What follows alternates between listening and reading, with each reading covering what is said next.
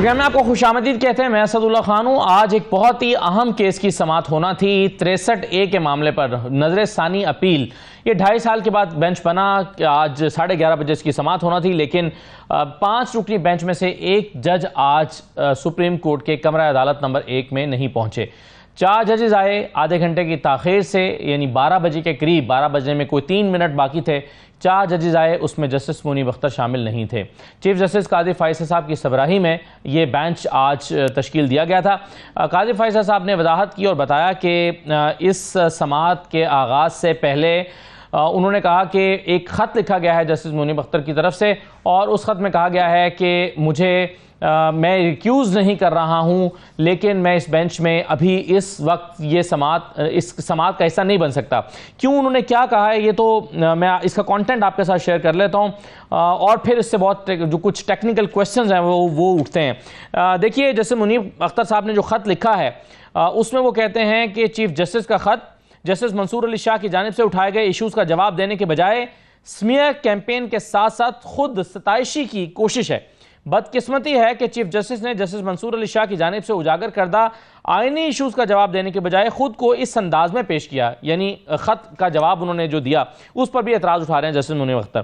फिर वो कहते हैं कि अगरचे कमेटी के इजलास 17 अक्टूबर 2023 से पहले से हो रहे थे, ताहम 63A के मामले पर बेंच की तश्कील का मामला अचानक 18 जुलाई 2024 को होने वाले इजलास के एजेंडे पर नमूदार हुआ। खत में लिखा गया है कि अगरचे 18 जुलाई के इजलास में मामले पर कोई बेंच नहीं बना था, ताहम चीफ जस्टिस ने अक़लियती राय देते हुए सीनियर प्यूनियर जज की सरबराही में 5 रुकनी बेंच तजवीज़ किया था। जस्टिस मुनीब अख्तर ने खत में लिखा कि अब न जाने किन वजूहात की बिना पर चीफ जस्टिस ने 63A केस के बेंच की सरबराही खुद संभाल ली है।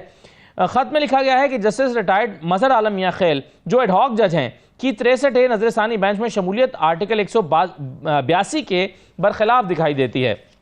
इस खत में यह भी कहा गया है कि नई कमेटी की जानिब से बनाए गए इस मखसूस बेंच के मामले को मजमूई सूरत हाल को मद्देनजर रखते हुए ज़ेर गौर लाने की ज़रूरत है, इसलिए इस वक्त मैं बेंच का हिस्सा नहीं बन सकता। उन्होंने कहा यह कोई रिक्यूज़ल नहीं है और मेरे बेंच में ना बैठने के इक़दाम की गलत तशरीह न की जाए और इस नोट को केस की फाइल का हिस्सा बनाया जाए। बाज़ चीफ जस्टिस जब अदालत में ये ख़त पढ़ रहे थे तो उन्होंने कहा कि इसको इस केस का हिस्सा नहीं बनाया जा सकता, और फिर उन्होंने कहा कि रिक्यूज़ल का भी तरीका ये होता है कि आप कोर्ट में आकर रिक्यूज़ करते हैं।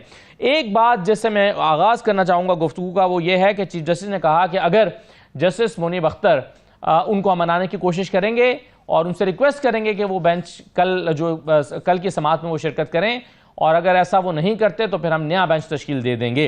सवाल ये पैदा होता है कि क्या ये मुमकिन है। हमारे साथ मुनीर मलिक साहब मौजूद हैं, सीनियर कानूनदान है। बहुत शुक्रिया मुनीर मलिक साहब, खुश आमदीद। हमारे साथ शैला रजा साहबा मौजूद हैं, पीपल्स पार्टी की रहनुमा। बहुत शुक्रिया शैला साहब, आपको खुश आमदीद कहते हैं। चौधरी इश्तियाक खान साहब हमारे साथ मौजूद है, मेंबर पाकिस्तान बार काउंसिल हैं। तमाम मेहमानों को खुश आमदीद। मुनीर मलिक साहब, सर, चीफ जस्टिस साहब ने आज जो ये फरमाया कि जस्टिस मुनीब अख्तर, उनसे हम रिक्वेस्ट करेंगे कि वो इस बेंच का हिस्सा बने कल की समाअत के लिए, लेकिन अगर ऐसा वो नहीं करते तो फिर हम नया बेंच तश्कील दे देंगे। क्या आपके ख्याल में एक जज के रिक्यूज़ किए बगैर नया बेंच तश्कील देना मुमकिन है, और ख़ास तौर पर जब ये रिव्यू सुना जा रहा हो और ख़ास तौर पर वो जज जो हैं वो ऑथर जज भी हों ओरिजिनल जजमेंट के?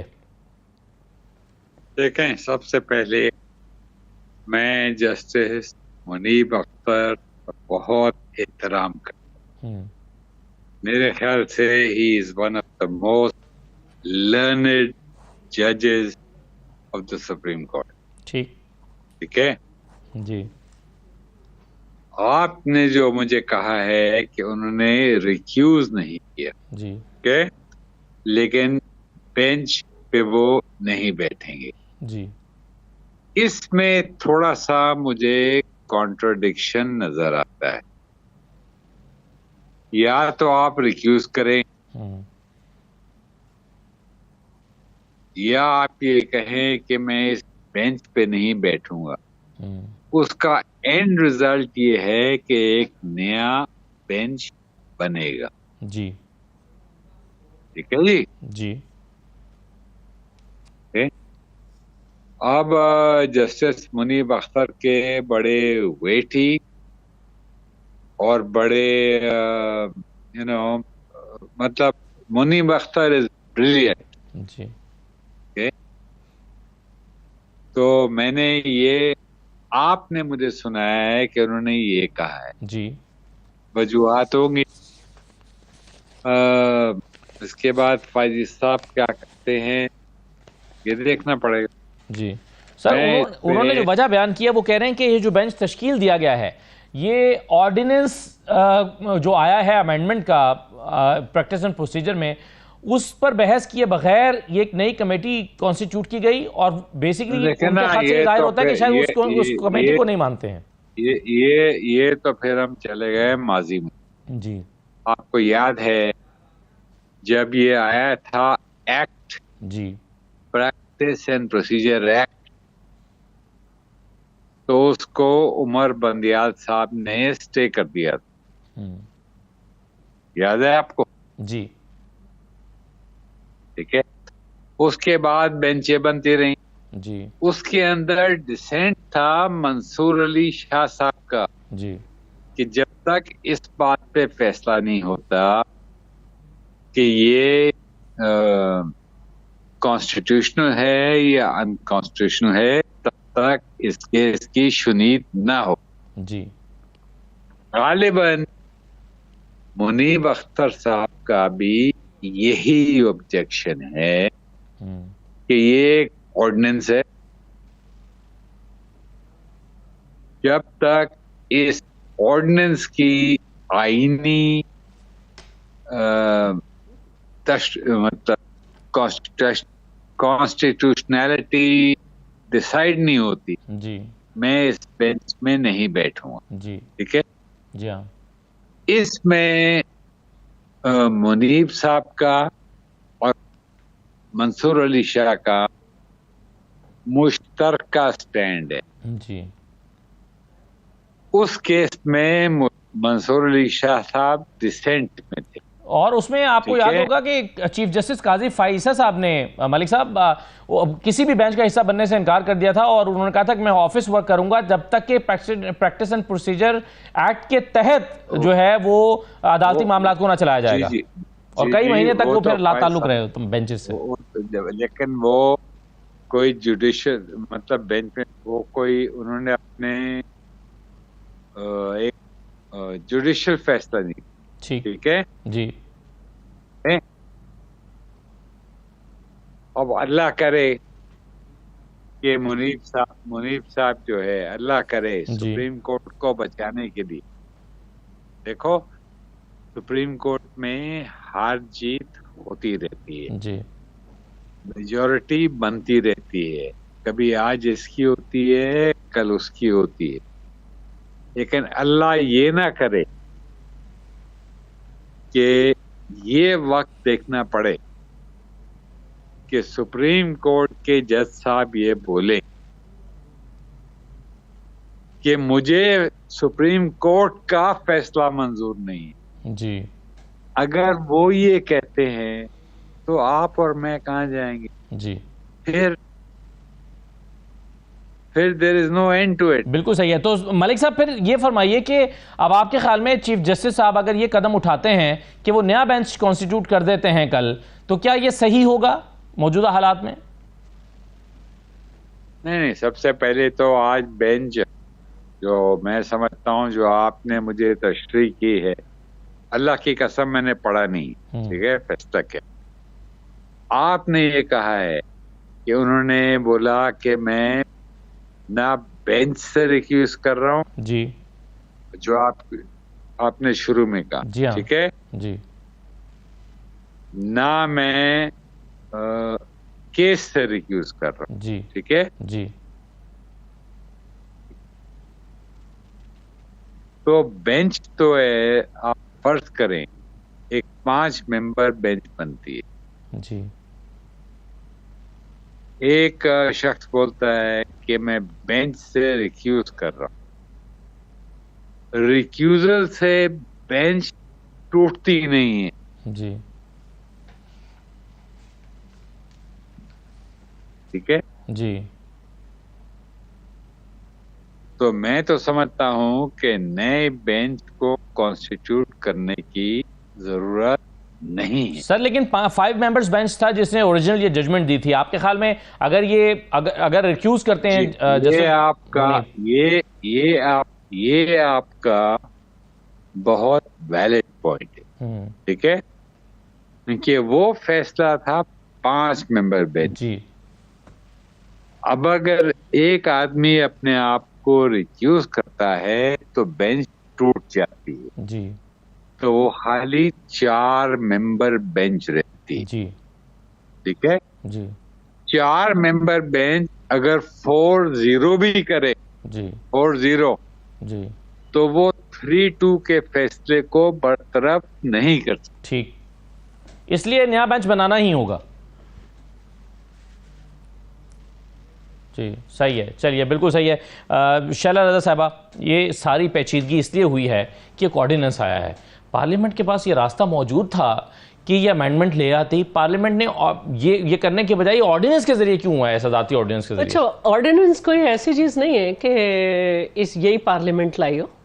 ऑर्डिनेंस आते रहते हैं, मसाइल होते हैं। असल जो बात है वो ये है कि एक बहुत अहम 63A जी ये तकरीबन पास हुई 7 सितंबर 2022। जी ठीक है, इस पे फैसला आया और उस वक्त जो लोगों की राय थी वो ये था कि ये पॉलिटिकल इंजीनियरिंग हुई है, रीराइट किया गया है आइन को, और यहाँ तक कि बगैर इलेक्शन हुए एक वजीर आला मुंतखब करके थोप दिया गया असेंबली में।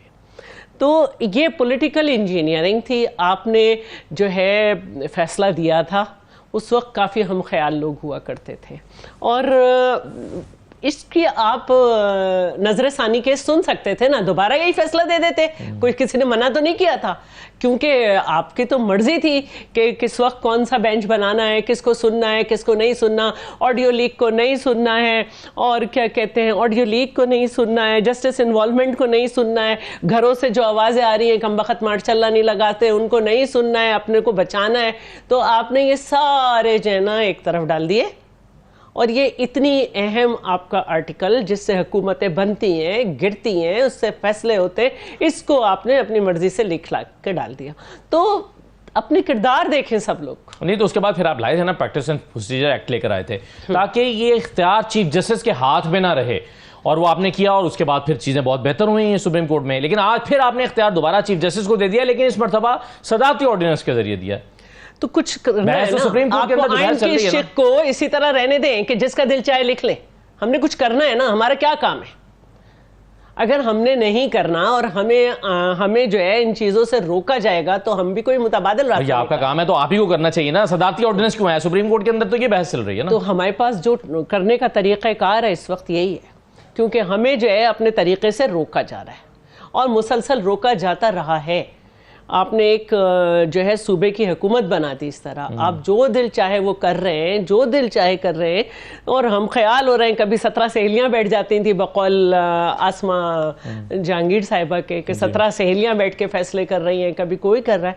तो हुकूमत को भी अपना रास्ता निकालना है, इसको सही करना है, और ये करेंगे। हमें आइनी अमेंडमेंट के लिए बहुत सारी चीज़ों के लिए जो एक दरकार है नंबर ऑफ गेम, वो नहीं है, तो फिर हमें भी जो है ये सबको नजर आ रहा है कि ये गलत बात थी 63A को जिस तरह और से हॉर्स राइडिंग ठीक थी। देखिए मतलब ये फैसला भी तो हॉर्स राइडिंग को रोकने के लिए शायद दिया गया होगा ना। एक तरीका है कि अगर किसी मेंबर ने वोट डाला है, उसने वोट डाल दिया, उसकी मेंबरशिप खत्म, जाए दोबारा से जाके लेकर आए, आवाम से अपना मैंडेट लेकर आए दोबारा। ये तरीका सही है। सुप्रीम कोर्ट की तशरीह इसके बरक्स थी। लेकिन इश्तियाक खान साहब ये बताइए कि आज बड़ा अहम सवाल चीफ जस्टिस ने और जस्टिस जमाल खान मंदोखेल ने भी उठाया। उन्होंने कहा कि जब तक एक ऑर्डिनेंस मुअत्तल नहीं हुआ किसी भी हाई कोर्ट से या किसी भी अदालत से, तो तब तक वो बरकरार है, और जब वो बरकरार है तो उसके मुताबिक ही मामला चलेगा, और वो ऑर्डिनेंस सही है या गलत है उस पर बहस कर सकते हैं, लेकिन उस ऑर्डर को मानना सुप्रीम कोर्ट की जिम्मेदारी है। उसी के मुताबिक कमेटी बनी है और उसी कमेटी ने बेंच तश्कील दिया है, तो एतराज क्या है? कि अभी बात हो रही थी कि जब सुप्रीम कोर्ट किसी आइन की तशरीह करती है किसी आर्टिकल की, तो हुकूमत कहती है कि जी हमें पसंद नहीं है, इसलिए हम कोई दूसरा रास्ता इख्तियार करेंगे। आइन का मतलब ये नहीं है, और ना ही पार्लियामेंट का ये मतलब है कि वो सुप्रीम कोर्ट की जजमेंट को फ्रस्ट्रेट करें। रादर एक आइन का मैंडेट जो है वो दिया हुआ है पार्लियामेंट को, और वो मुंतखब पार्लियामेंट को दिया हुआ है, फॉर्म 47 की पार्लियामेंट को नहीं है। पहली बात। दूसरा, इन्होंने इसीलिए जो ऑर्डिनेंस का रास्ता इख्तियार किया वो ऑर्डिनेंस का रास्ता इसलिए इख्तियार किया कि ये चाहते थे कि, और काजी सर ये साहब तो जो हैं, इंटेंशन वो की बात कर रहे हैं ना आप, मैं तो आपसे लीगल क्वेश्चन कर रहा हूं। ये इंटेंशन तो इश्तियाक साहब हो सकता है गलत हो सकता है कि इंटेंशन वही हो कि इन्होंने एक आईनी तरमीम मंजूर करवानी है, लेकिन ऑर्डिनेंस भी तो एक कानूनी चीज ही है, शैला साहब ये कहती हैं। जी मैं इसीलिए उनके इस सवाल का जवाब दे रहा था कि ऑर्डिनेंस जब पार्लियामेंट नहीं है इन सेशन, ये तो रात के 11 बजे भी और 3 बजे भी पार्लियामेंट का सेशन बुला लेते हैं, तो क्यों नहीं एक्ट पास कर लिया? अगर एक्ट में ही तरमीम रिक्वायर्ड थी तो उसमें आप पार्लियामेंट का इजलास बुला के कर लेते, जो कि इनके पास इख्तियार था। यही काजी फायजी साहब कह चुके हैं कि ऑर्डिनेंस के जरिए से ना हुकूमतें चलती हैं और ना ही सुप्रीम कोर्ट को कंट्रोल किया जा सकता है। अब उसके ऊपर सर ऑर्डिनेंस भी तो एक कानूनी चीज ही है ना, वो एग्जिस्ट तो करती है ना हमारे यहाँ लॉ में। सर हमारे यहाँ करती है, but that is not being appreciated. कानून की जुबान में, आइन की जुबान में पार्लियामेंट अगर एग्जिस्ट ना करता हो, उसका सेशन बुलाया ना जा सकता हो, उसमें कोई इनएबिलिटी हो, तो फिर तो आप ऑर्डिनेंस ले आए। आप रातों रात जिस तरह से आईनी तरामीम करना चाहते थे, इसी तरह से रातों रात आपने ऑर्डिनेंस दिया, ऑर्डिनेंस पे साइन हुए, ऑर्डिनेंस पे साइन करवा के मंसूर अपना मुनीब अख्तर साहब को उसमें से निकाल के अगली कमेटी कॉन्स्टिट्यूट कर दी। इसके ऊपर फुल कोर्ट होना है। फुल कोर्ट होके इस ऑर्डिनेंस के मुताबिक जो ऑर्डिनेंस की शिक भी है, उसके अंदर भी उन्होंने कहा है कि जी सीनियर तो नहीं दिया जो सर ये जो आप बात कर रहे हैं ना, ये आज अली जफर साहब ने भी की कि आप फुल कोर्ट की कमेटी बना के वो फैसला करें कि ऑर्डिनेंस का क्या करना है, या तो उस पर काजी फैसल साहब ने पूछा कि कानून में कहां लिखा है कि इस पर फुल कोर्ट बैठना है? कोई नजीर नहीं है, कोई इसकी नजीर भी नहीं है। देखिए सुप्रीम आप तो तीन बिठाते थे, तीन जजेस बिठाते थे। कोर्ट का प्रोसीजर जो है, सुप्रीम कोर्ट की पावर्स को कर्टेल करने का इख्तियार आईनी तौर पे आप देखेंगे तो उस पर इख्तियार नहीं है। पार्लियामेंट किसी एक्ट के तहत कर सकती, लेकिन प्रोसीजर एक्ट लेजिटिमाइज हो गया by virtue of the judgement pass by Supreme Court. जब उसके जरिए से वो लेजिटिमेट हो गया तो फिर उसको आपने सुप्रीम कोर्ट की उस जजमेंट की निगेशन की जब आपने ऑर्डिनेंस दिया।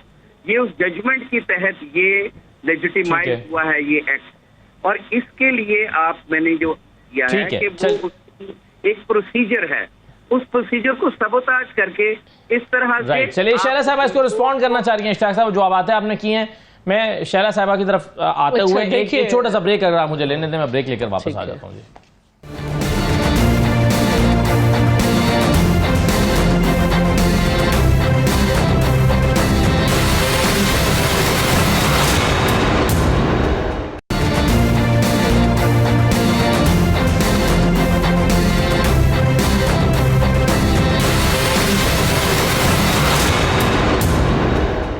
ब्रेक के बाद दोबारा आपको खुशामदीद कहते हैं। कुछ टेक्निकल क्वेश्चंस और भी हैं, जैसे कि आज कुछ लोगों की राय में इस बेंच को बैठना ही नहीं चाहिए था। जब बेंच पूरा नहीं था तो 4 जजेस आए क्यों, बैठे क्यों, क्या ये सही हुआ या नहीं? मुनीर मलिक साहब की तरफ जाने से पहले मैं शैला साहब आप कुछ रिस्पॉन्ड करना चाह रहे थे इश्तियाक खान साहब को। अच्छा देखिए, इन्होंने जो बात की उसमें आपने भी लफ्ज़ इंटेंशन इस्तेमाल किया।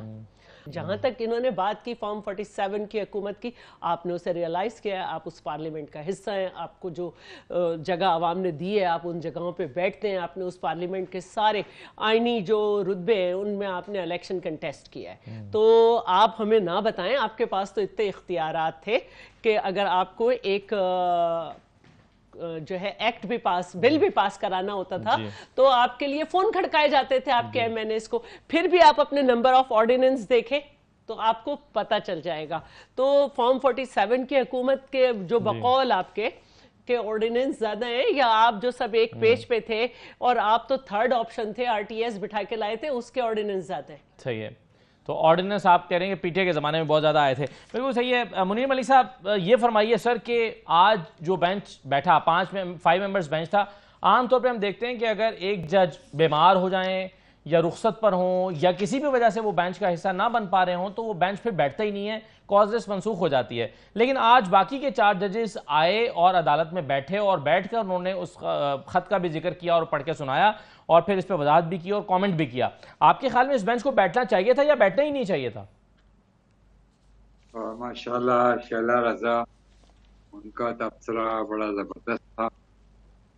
मैं 1-2 बातें अपने आइन के आर्टिकल 19 के हक में पहले कहना चाहता हूं। जी देखें, आर्टिकल 89 पाकिस्तान की आइन का ये कहता है, जी when emergency situation exists, ji the president may make an ordinance. ठीक है? जी इसमें माजी में हमारा सुप्रीम कोर्ट हमेशा हमेशा एग्जीक्यूटिव के ताबे रहा है।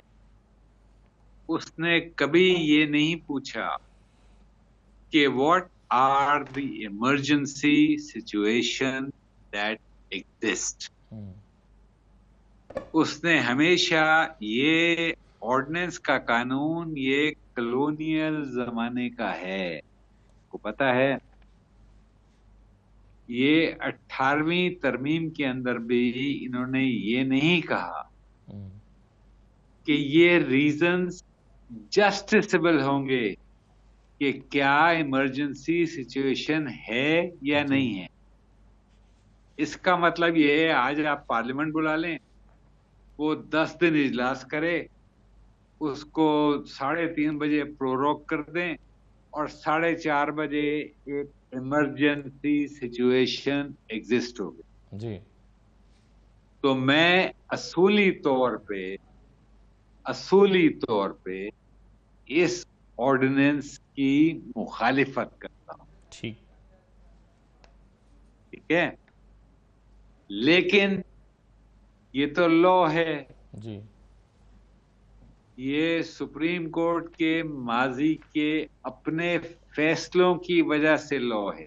ठीक ठीक है, तो कानून पे अमल करना तो मेरा भी फर्ज है, आपका भी फर्ज है, मोहतरमा शैला रजा का भी फर्ज है, जी काजी फायज ईसा का भी फर्ज है और जस्टिस मुनीब अख्तर साहब का भी फर्ज है। सही। तो या तो हम ये कहें कि ये ऑर्डिनेंस सस्पेंड हो गया है, ये कानून नहीं है, फिर तो आगे बात चल सकती है। ठीक लेकिन जब तक सुप्रीम कोर्ट का डिक्लेयर्ड लॉ ये है कि ऑर्डिनेंस का प्रोमलगेशन इज नॉट जस्टिसेबल, मैं तो इसके बिल्कुल मुखालिफ हूं। सही। जब सुप्रीम कोर्ट ये फैसला करेगा कि जस्टिसेबल है तो अल्लाह करे मैं उस केस में वकील हूं। सही है। लेकिन तब तक तो ये लॉ है ना, जी तब तक तो लॉ ये लॉ है, है। बिल्कुल सही है। मुनीब सर तो आपने जैसे कि बार बार ये कहा कि आपकी नज़र से नहीं गुजरा है जो जस्टिस मुनीब अख्तर साहब का ख़त है या उन्होंने रिक्यूज़ल के हवाले से क्या कहा है, तो मैं 2 लाइनें अगर आपके लिए पढ़ दूं तो आप शायद उस पर और भी कमेंट कर सकें। ख़त के आखिरी 3 लाइनें हैं जिसमें वो कहते हैं कि it may be noted that this is not a recusal and my present inability should not be misrepresented as such. Please ensure that this note is placed on the file of the CRP so as to become the part of the record. जो कि chief justice ने इनकार कर दिया, उन्होंने कहा ये record का हिस्सा तो नहीं बनाई जा सकती। तो ये लाइंस उन्होंने लिखी हैं। उसका मतलब सादे अल्फाज में ये है कि वो इस बेंच को नहीं मानते। जी इस बेंच को नहीं मानते। ठीक है ना जी। एक मिनट, जब काजी वो जो आपने वो फैसला पढ़ा था ना जिसमें अभी फैसला आया है, जिसमें फायजी साहब ने लिखा था कि बल्कि मंसूर अली शाह का फैसला है जी। वो गालिबन नैब ऑर्डिनेंस का फैसला था। जी। मैं थोड़ा सा कमजोर हूँ अपनी याददाश्त में। उसमें उसने कहा था कि ये हमको नहीं सुनना चाहिए। जी। फिर नैब के उस केस की रिव्यू थी या अपील थी, अब ये मुझे नहीं पता है। उसके अंदर ये कहा गया कि अगर वो उस बेंच से अपने आप को हटा लेते तो फिर वो फैसला ही ना होता। ठीक है, मुनीब अख्तर साहब ने यही किया है। ठीक है, इसलिए मेरी दानिश में एक नया बेंच कॉन्स्टिट्यूट होना पड़ेगा। ठीक है। सर अब इसमें कॉम्प्लिकेशन ये है मुनीब भाई साहब के जस्टिस मुनीब ऑथर जज भी हैं और नजर सानी जब किसी केस की सुननी है तो उसमें ऑथर जज का मौजूद होना जरूरी है।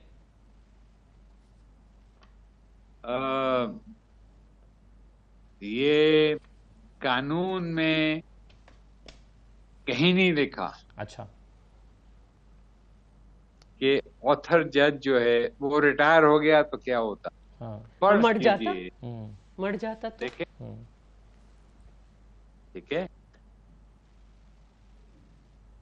ये जुडिशियल प्रोप्राइटी है, ठीक ठीक है, कि उसको होना चाहिए जिसने लिखा है, जी लेकिन ये कानून नहीं है। कानून और प्रोप्राइटी में दो फर्क हैं, ठीक ठीक है। अब अगर मुनीब अख्तर साहब जो है वो अपने आप को रिक्यूज करते हैं तो बेंच टूट गया। जी वो कहते हैं मैंने रिक्यूज नहीं किया, मैं इस बेंच का हिस्सा नहीं हूं। तो भाई सुप्रीम कोर्ट तो पैरालाइज नहीं हो सकता ना, उसको तो काम करना है, ठीक ठीक है। बिल्कुल सही है। आप कह रहे हैं कि रिकॉन्स्टिट्यूट सवाल करना ही आपका? पड़ेगा। बिल्कुल ठीक है, आपने ये आपने कहा।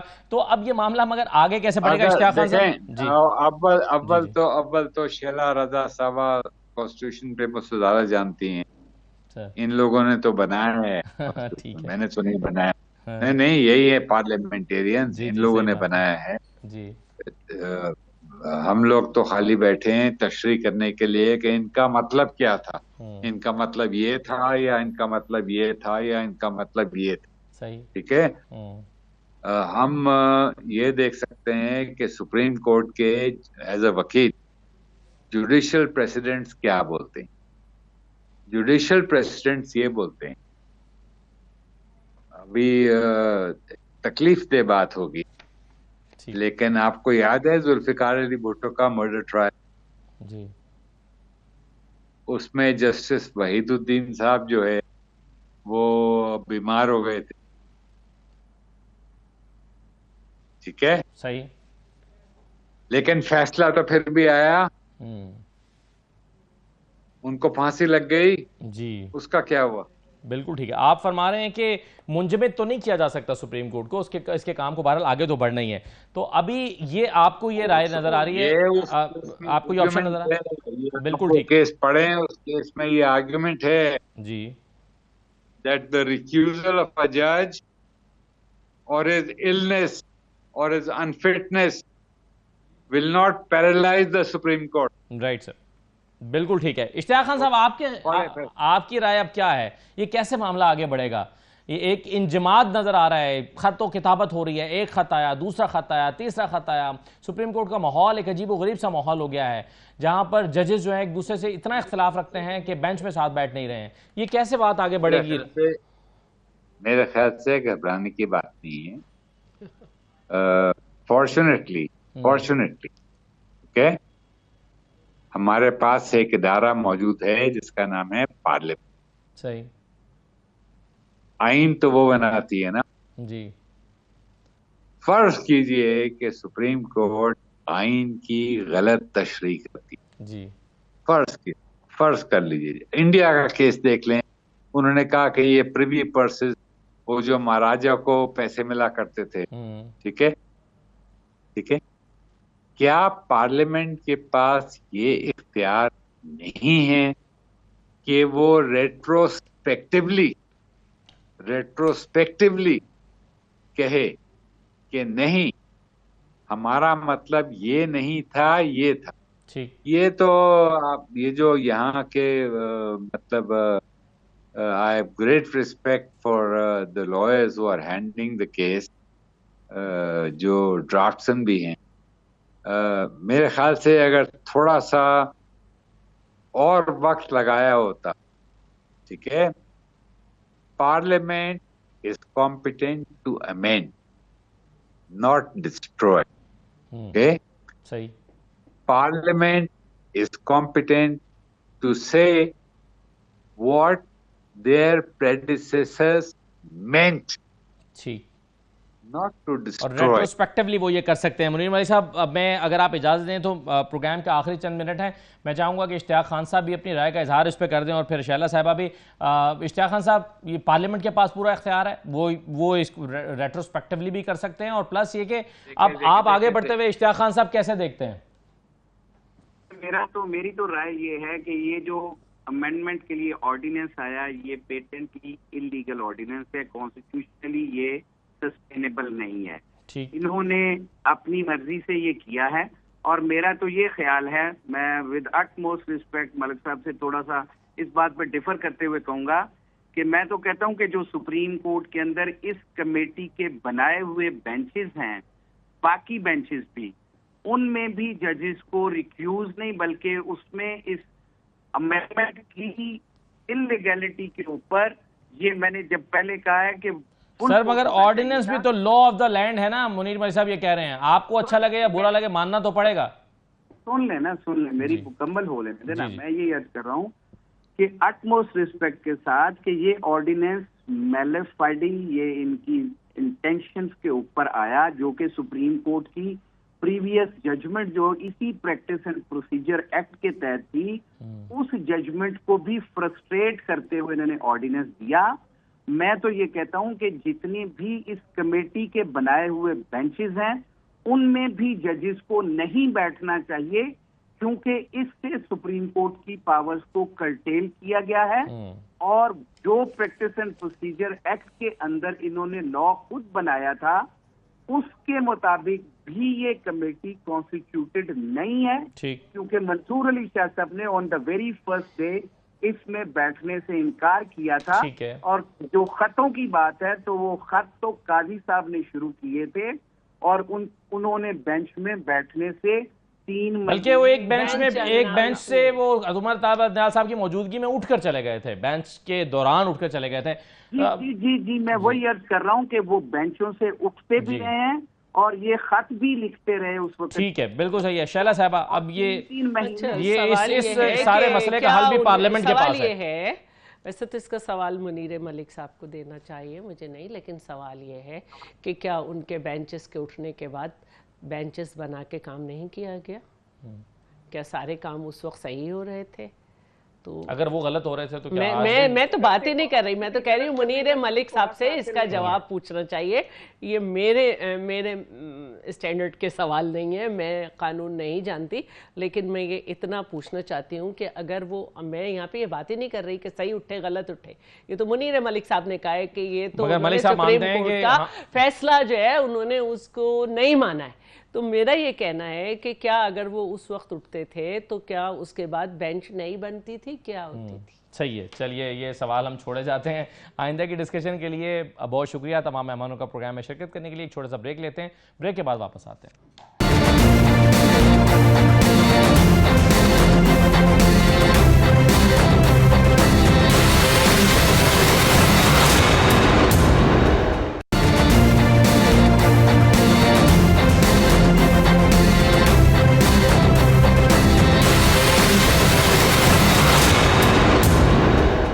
ब्रेक के बाद आपको दोबारा खुशामदीद कहते हैं। हमारे साथ रऊफ हसन साहब मौजूद हैं, सरबराह policy think tank Tehreek Insaf. बहुत शुक्रिया रऊफ हसन साहब, आपको खुशामदीद कहते हैं। बहुत अरसे के बाद आप तशरीफ लाए हैं, दराज के बाद। Thank you very much for आपका बहुत शुक्रिया। बीच में जाहिर है बहुत सारे ऐसे आप गिरफ्तार भी रहे और उसके बाद आपसे मुलाकात हो रही है। लेकिन मैं शुरू करना चाहूँगा रऊफ हसन साहब, एक अभी मैं तरदीद भी देख रहा था, लेकिन मैं चाहूँगा आप दोबारा इस पर बता दीजिए कि ये खबरें चली हैं कि आज खान साहब ने बड़ा बरहमी का इजहार किया है कि ये जो प्रोटेस्ट हुआ था अभी आपका लास्ट वीकेंड पे, इसको यहाँ लियाकत बाग क्यों नहीं पहुंचने दिया गया और किसने इसको मुलतवी किया, और बताया गया कि बैरिस्टर गौहर ने किया है। तो खान साहब बड़े गुस्सा हुए और कहा कि बैरिस्टर गौहर तो बुज़दिल आदमी, इनको हटा देना चाहिए। क्या ऐसा हुआ है? अभी वकास ने इसके ऊपर प्रेस कॉन्फ्रेंस की है, उन्होंने इसकी तरदीद की है। चूँकि हमारा डायरेक्ट लिंक जो है खान साहब के साथ नहीं है, मुझे 5 हफ्तों से मैं जाता हूँ हर जुमेरात को, जो हमारा डे है हाई कोर्ट ने हमारे लिए डेजिग्नेट किया हुआ, 4-5 घंटे इंतज़ार करने के बाद हमें भेज देते हैं मुलाकात के। तो इसलिए मेरी जो डिपेंडेंस है वो उन स्टेटमेंट्स के ऊपर है जो कि दिया जो तो Waqas I think is a credible person there, उन्होंने तरदीद कर दी इसकी। तो ये ऐसी- बात हुई ही नहीं है, कोई मिस रिपोर्ट हुआ है बिल्कुल। मतलब उन्होंने यही कहा है कि जी नहीं हुआ, तो लाजमी बात है कि चूंकि अब प्रेशर बढ़ रहा है तो इसलिए मेरा ख्याल है कि इस किस्म की जो बयानबाजी है, इस किस्म की स्पेकुलेशन और भी आएगी। तो आपके इल्म में है कि खान साहब ने इस प्रोटेस्ट को कामयाब करार दिया है कि ये कामयाब एहतजाज था तहरीक इंसाफ का, या वो समझते हैं कि नहीं कमजोरी रह गई इसमें कोई? देखिए दुनिया ने जिस तरीके से रिस्पॉन्ड किया है, जो भी हुआ है, मेरा ख्याल वो तो अनप्रेसिडेंटेड था, कि इतनी शॉर्ट कॉल के ऊपर हम लोगों ने 10-15 दिन 20 दिन की कॉल नहीं दी थी, हमने तो एक दिन की भी, एक पूरा 24 घंटे की भी कॉल नहीं थी। तो उसके बाद जो कुछ हुआ है, I think that was more than successful. क्या आपका एहतजाज इसलिए कामयाब हुआ कि इसको कंटेनर्स लगा के हर तरफ से सील कर दिया गया था और एक माहौल पहले से ही बन गया, कंट्रीब्यूट किया गया है हुकूमत की पॉलिसी ने? देखिए उस दिन अगर हमारे पास कोई एक भी बंदा ना आता ना, तो फिर भी मैं कहता कि मेरा एहतजाज जो है वो कामयाब है। बिकॉज अगर एक पूरा शहर क्लैम्प डाउन कर दिया आपने, उसको बंद कर दिया, ब्लॉक कर दिया, लोग अपने घरों तक कैद होकर रह गए हैं, तो फिर तो मतलब एहतजाज तो कामयाब हो गया ना। लेकिन हमारे तो लोग भी जौक दर जौक आए, उन्होंने जो कुछ किया, जिस तरीके से वो लोग वहाँ पहुँचने की कोशिश करते रहे, पहुँचे, वो भी एक आई थिंक नाकाबिले यकीन एक रियलिटी है जी। आज जो इससे पहले इस्तिंजानी जलसा हुआ था लाहौर से भी पहले, उसमें जो तकरीरें हुई थी, आज उस पर भी आपके इल्म में आ गया होगा कि मुकदमा दर्ज करने का ऐलान हो गया, और उसमें भी जो सेक्शन लगाए जा रहे हैं वो सेक्शन नाकाबिले ज़मानत हैं, और उसमें जो है वो गालिबन 195 है। तो ये अब उसमें बगावत का मुकदमा दर्ज हो रहा है तहरीक इंसाफ के रहनुमाओं के खिलाफ, जिसमें अलीमीन गंडापुर भी शामिल है। असद साहब, मैं बड़ी फ्रैंकली आपसे बात करूंगा, यहाँ आपके प्रोग्राम में आपने आज बुलाया है। मैं समझ रहा था कि कुछ सैनिटी जो है वो आ जाएगी, हर तरफ सैनिटी आनी चाहिए, हर तरफ रियलाइजेशन होनी चाहिए कि हम जिस डायरेक्शन में, जिस समत में हम मुल्क को पुश कर रहे हैं वो सही डायरेक्शन नहीं है, और ये कि जी उसकी समत को चेंज करने की कोशिश है, उसमें रिस्पॉन्सिबिलिटी सब लोगों की आती है, सब और ये नहीं हुआ। लेकिन ये बगावत के मुकदमे दर्ज करना, या मुझ जैसे शख्स को एंटी स्टेट एक्टिविटीज़ में उसका जिम्मेदार ठहराना, या और लोगों के ऊपर जो भी मुकदमात हैं, मैं उसमें नहीं, let's not get into those details. I think ये कोई अच्छा मैसेज जो है वो पीछे नहीं रह रहा। जो ऑब्जेक्टिव है वो तो पूरा नहीं कर सके, पिछले 2-2.25 साल से लगे हुए हैं। अब मेरा ख्याल है कि इनको चाहिए कि सिमत दुरुस्त करने की कोशिश करें, और मैं अपनी रिस्पॉन्सिबिलिटी भी मैं स्टेट कर रहा हूँ कि उसमें हमारी भी रिस्पॉन्सिबिलिटी होगी कि हम भी कंट्रीब्यूट करें उस सिमत को दुरुस्त करने में। मुल्क ऐसे नहीं बनते, रियासतें ऐसे नहीं चल सकती, हम आगे नहीं बढ़ सकते, और चैलेंजेस जो हैं वो हमारे लिए बढ़ते जा रहे हैं। सो मेरी इसको डायरेक्टली इसके ऊपर, मगर रियासत और हुकूमत तो शायद ये सोच रही है कि तहरीक इंसाफ को डील करने का यही एक तरीका है जिस तरीके से उनको डील किया जाना चाहिए, मुकदमात बनाएं और एहतजाज न करने दें, रोकें जिस हद तक रोका जा सकता है। कब तक रोकेंगे? अब कितना रोक लिया इन्होंने, संजानी में आपने देख लिया, लाहौर में देख लिया आपने, पिंडी में देख लिया। लेकिन उनके पॉइंट ऑफ व्यू से देखें तो उन्होंने आपको रोक लिया, आपको अलीमीन गंडापुर को वहाँ पे जलसा गाह में नहीं पहुँचने दिया, इस मरतबा लियाकत बाग नहीं पहुँचने दिया, उनके ख्याल में तो उन्होंने रोका। देखिए अलीमीन गंडापुर साहब ने जो फैसला किया था वापस जाने का, इंतहाई सगेशियस फैसला था, इंतहाई अक्लमंद फैसला था, क्योंकि उस वक्त डायरेक्ट बुलेट्स जो वो चल रही थी, और उनको काफिले के ऊपर बुलेट्स चलाई गई हैं, और वो कुछ लोग जख्मी भी हुए हैं। I hope all of them recover quickly.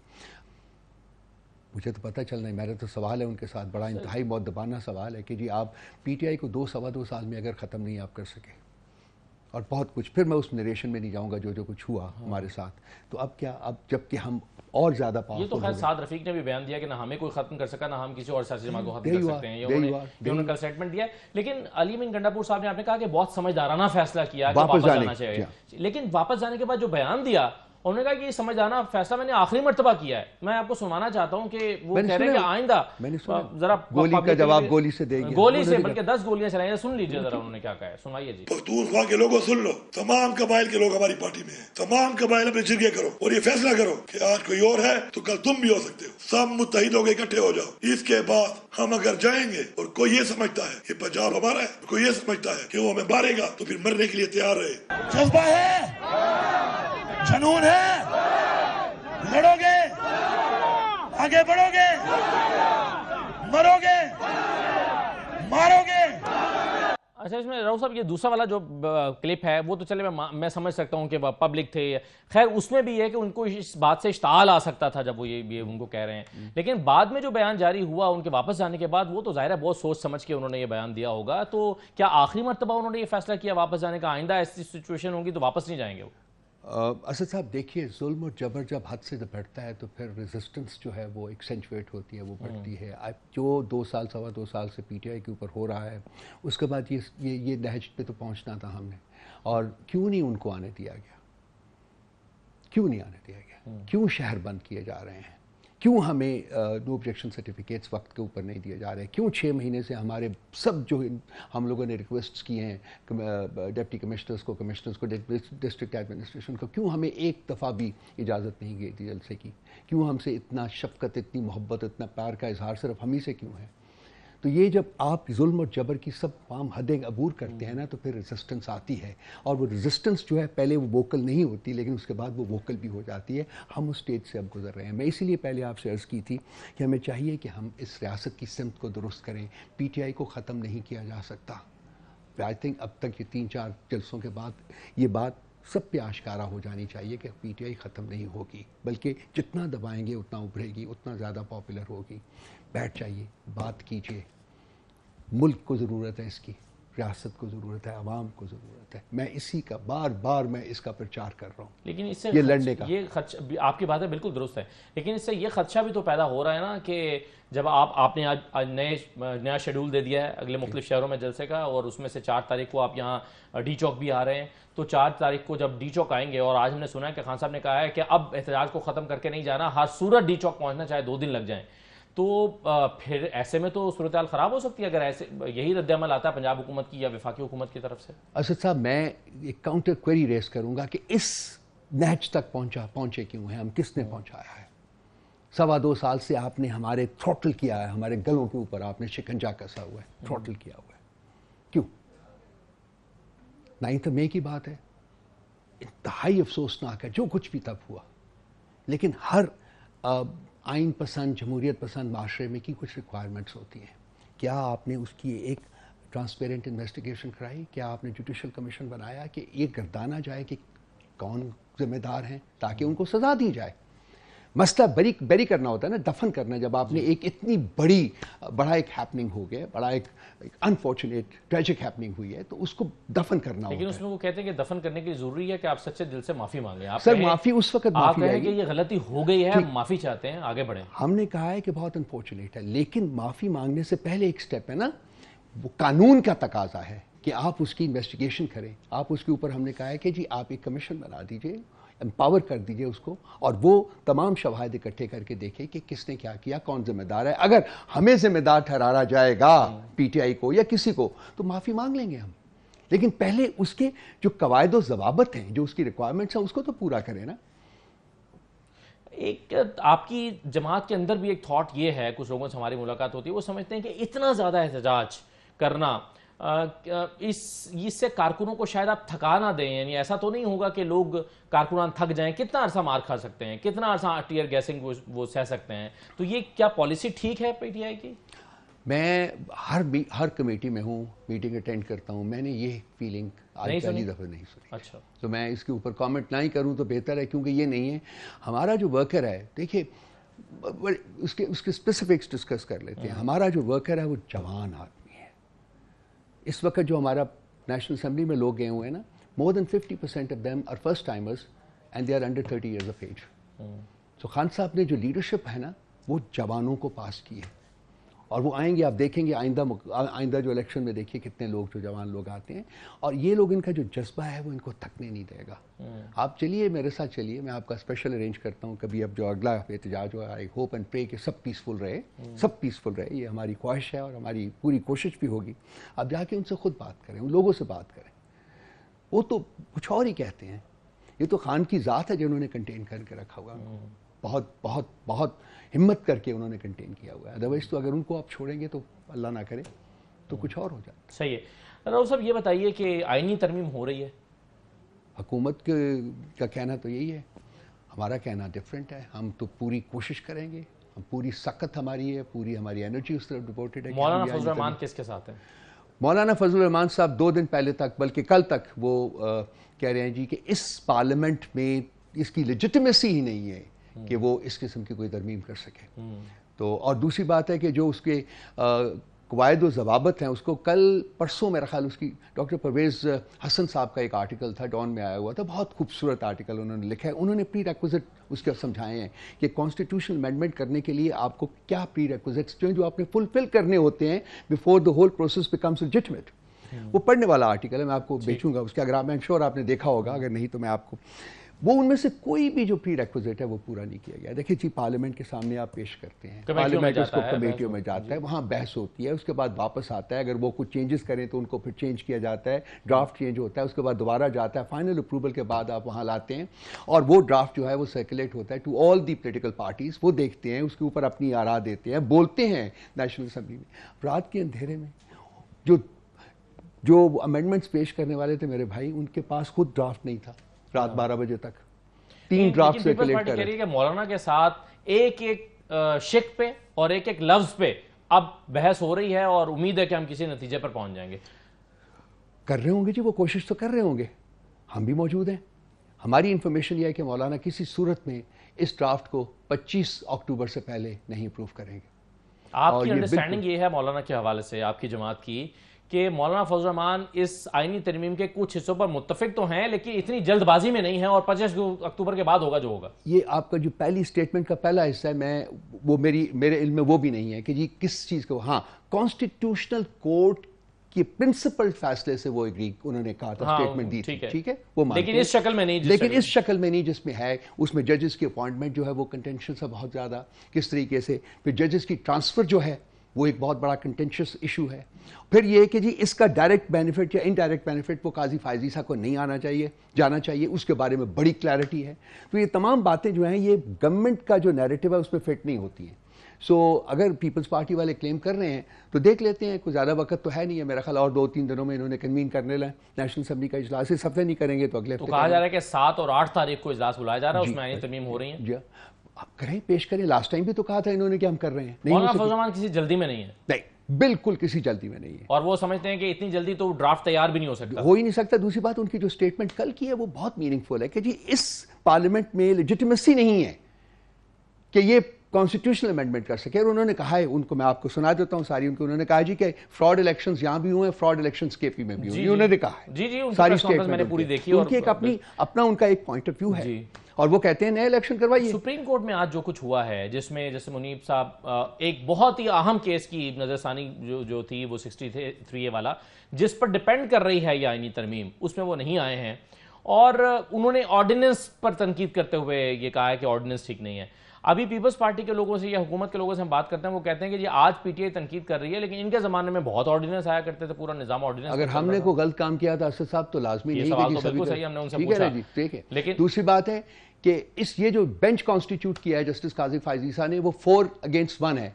Justice Munib was the only one जो कि इंडिपेंडेंट जज है, बाकी सारे उनके अपने से 3 तो वो है ना कि जो उस वक्त उस ओरिजिनल फैसला देने वाले में शामिल थे ना।